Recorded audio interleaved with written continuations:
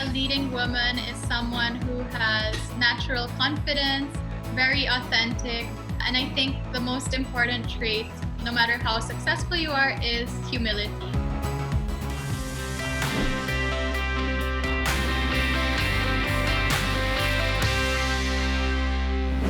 Marion Branellec De Guzman. Welcome to Leading Women. Hello, Angel. Thank you so much for having me. It's lovely to be here. Oh, lovely to meet you here in this platform, virtually. I know. Hopefully we can meet in person soon, but I'm glad we were able to do this regardless. No, that would be nice. That's one of the things that we have to get used to, no? Meeting, conversing, sharing insights via a virtual platform. How have you adjusted? I think we just had to, go with the flow every time. Learned a lot of digital things, picked up some grocery skills and better household management. So a lot of learnings this year in every department. I recently gave birth at the beginning of the year. So despite it being a crazy year, it's also a very meaningful one for me as well. In terms of the lockdown, we really just had to keep the communication going, revisit our strategies, and then make sure that our clients knew that we're always there for them. How are the communities? How have they adjusted to the pandemic and the new work-life schedule that the pandemic has brought about? So that was actually one of the biggest challenges at the start of the lockdown. A lot of decisions had to be made without really knowing, what's coming the next month. We have to be very flexible. And at the beginning, a lot of our logistics were affected because of the strict measures. So we still had to find ways to make sure people could work safely, and especially in the farms, we had to make sure that they still had access to basic essentials such as food, water, and even for the communities outside of the company, they also were not able to access essential goods. So that was also a priority for us to help them out as well. Again, we always hear the word the new normal. So now everyone is on reset. Everyone has to adjust. Everyone has to understand the challenges that we face. How has that been for you, for Julmer, and for the communities? I think it reinforced being grateful to wake up every day healthy, being grateful to have a job when I know, that's not something we can take for granted these days.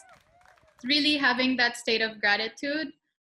For the company, we had to really visit all of our strategies and see what we could do to pivot and make sure that every decision we made was for the benefit of everyone.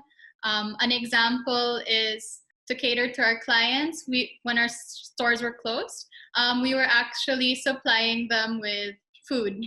My brother, the CEO, was actually even the delivery man, personally going door to door delivering. So really just having that shift of mindset that not to take anything for granted and be very quick and responsive and open to any opportunity. Julmer, pearls, jewelry,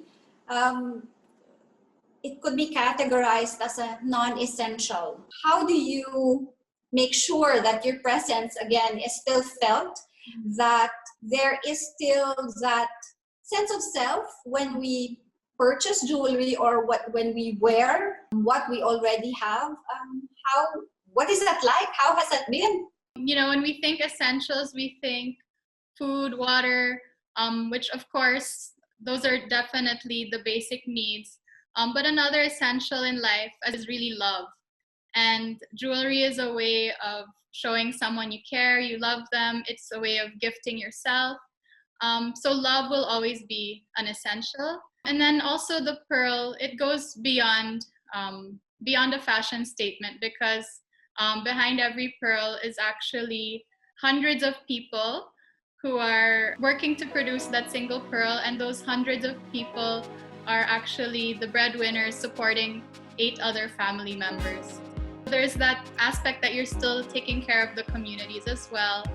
And on top of that, pearl is a sustainable gem, so you're also taking care of Mother Nature.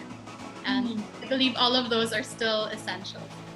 Coming up, Marion tells us more about Jewel Mer, its cause, and its vision. Next on Leading Women.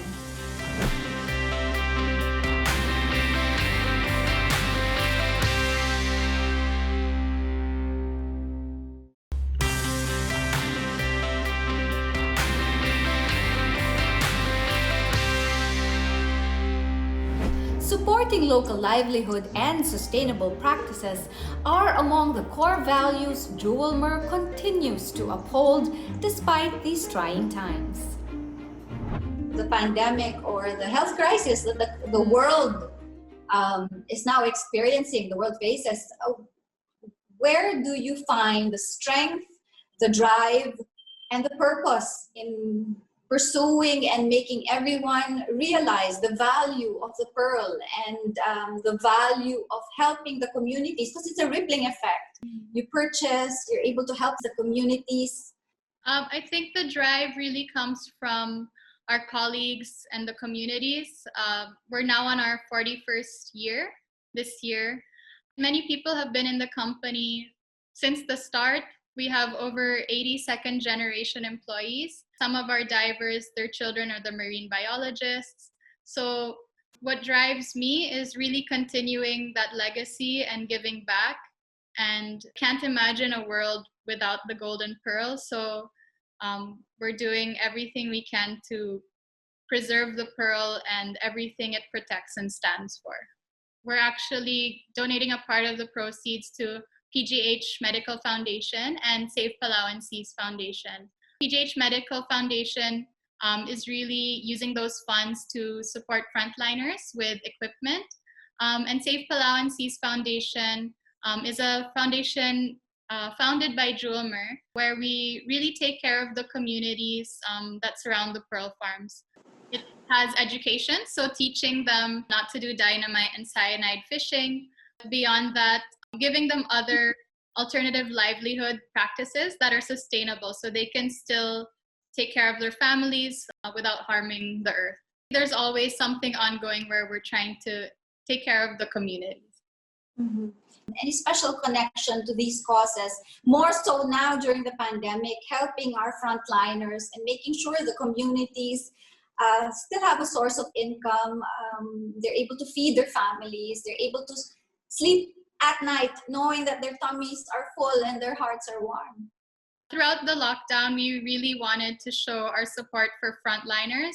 So we had a campaign where they had the opportunity to recommend someone that they felt was a hero, and those people were able to receive a limited edition bracelet from Jewel Mer. And supporting our frontliners has been really important throughout this time because the pearl is the national gem and they're our national heroes. So we really wanted them to know how appreciative we are. What to you is a hero, Marion? How would you describe one? Hero is someone that goes above and beyond their call of duty without expecting anything in return. With the reset, with the pandemic, how do you move forward with Jewel Mer and its vision for the next few years? Definitely the vision we have is for every Filipino to know that the golden pearl is the national gem and to take pride in that and know that our country is capable of excellence and portraying beautiful things in the world. You know, in Tahiti, when you go there, every single person knows that the black pearl is the Tahitian pearl. So similarly, we want to create that education and awareness worldwide that anyone who sees a golden pearl thinks Philippines. And also locally, it's a sense of pride that, you know, this gem that cannot be replicated in the rest of the world is something coming from our oceans.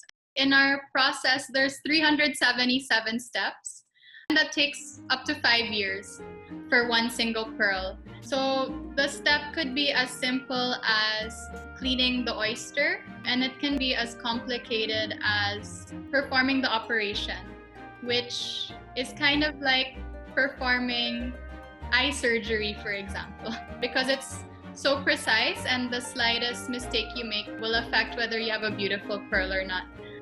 The craftsmanship is something coming from Filipino craftsmen. It's beautiful, and thank you. Beautiful talking to you, Marion. Thank you so much, and thank you for featuring Jewel Mer. Really appreciate it. Take care, be well and safe. Thank you so much, Angel. It was so lovely talking to you. Likewise, thank you. Thank you.